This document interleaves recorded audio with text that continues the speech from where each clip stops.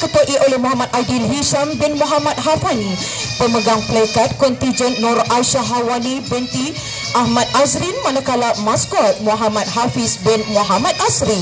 Moto pasukan PPKI ialah Strength in Differences, Power in Progress. Bertemakan filem Toy Story, kontijen PPKI ingin menonjolkan nilai positif yang boleh diambil daripada filem ini.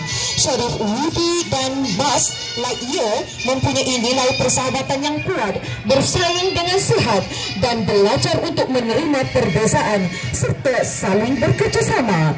Kepercayaan dan semangat setiakawan antara Sheriff Woody, Buzz Lightyear dan juga Jessie menentang maskot Empress Zook yang mahu menakluki galaksi membuktikan bahawa kerjasama dan sikap bertanggungjawab sangat penting untuk mencapai kejayaan.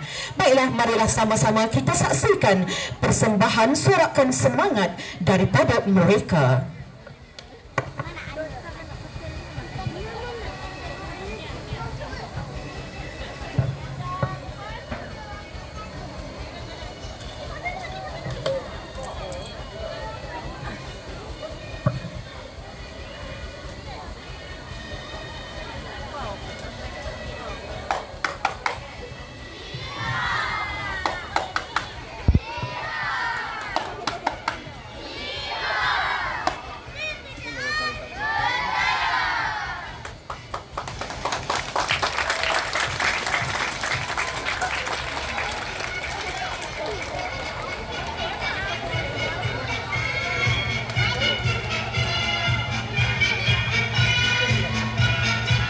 Demikianlah tadi sorakan semangat yang telah dipersembahkan oleh kontijen PPKI.